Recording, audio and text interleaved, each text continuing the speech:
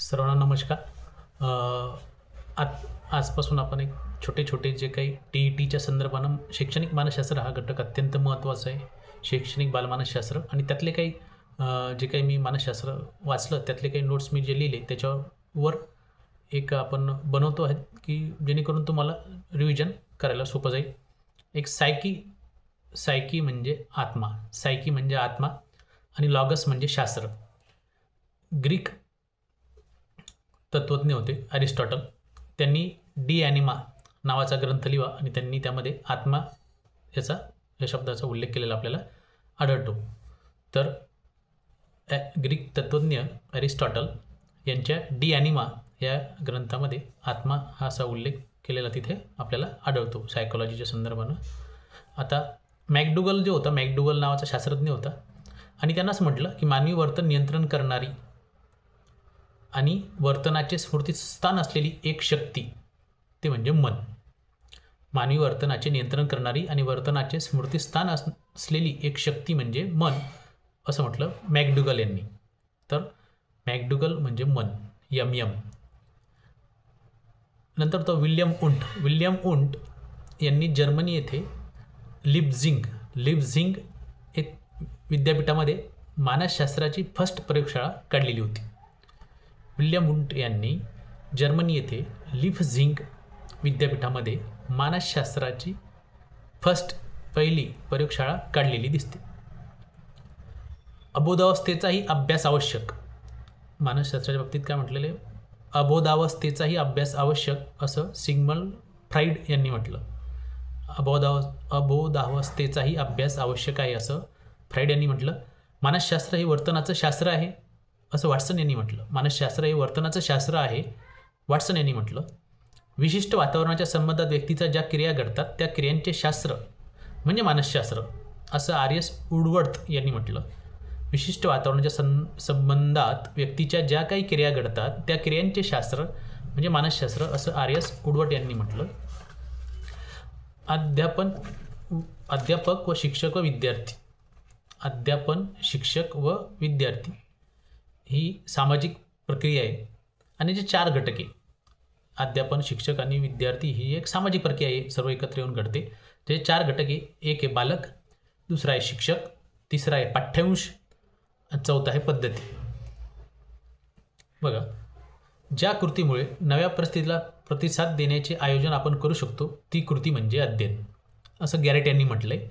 की ज्या कृतीमुळे नव्या परिस्थितीला प्रतिसाद देण्याचे आयोजन आपण करू शकतो ती कृती म्हणजे अध्ययन असं गॅरेट यांनी म्हटलं.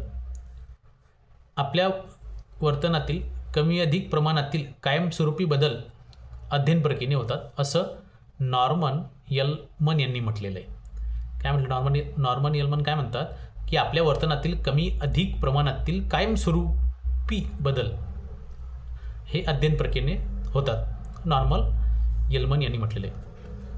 शिक्षकाच्या दृष्टीनं अध्यापन ही समाजशास्त्रीय आणि मानसशास्त्रीय प्रक्रिया आहे. जर शिक्षकाच्या दृष्टीने विचार केला तर अध्यापन ही समाजशास्त्रीय आहे आणि मानसशास्त्रीय प्रक्रिया आहे.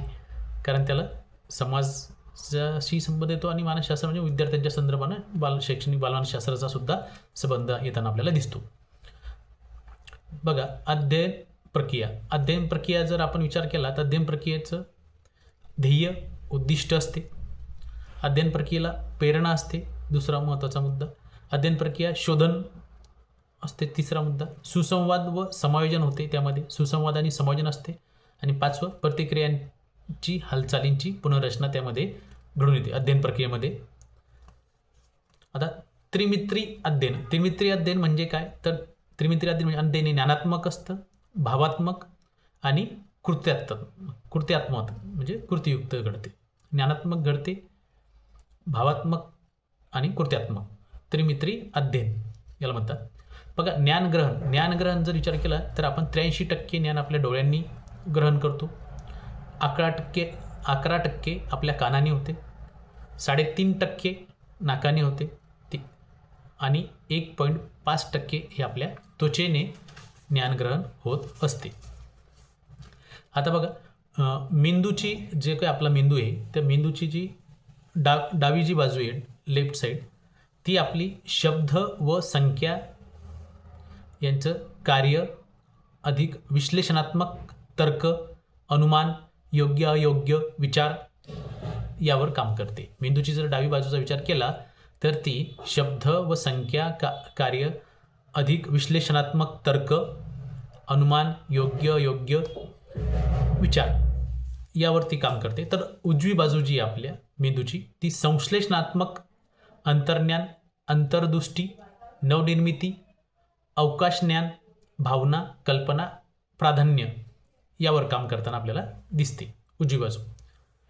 शारीरिक कृतीयुक्त कार्यावर भर नवनिर्मिती, कल्पना, भावना इत्यादी विकासात उत्तम प्रोत्साहन देते. शारीरिक कृतीयुक्त कार्यावर जर आपण भर दिला तर त्यामुळे नवनिर्मिती, कल्पना, भावना इत्यादी विकासास उत्तम प्रोत्साहन मिळते. म्हणणे ते येते मन, विचार करते ते आपलं मन असते. ठीक आहे, धन्यवाद.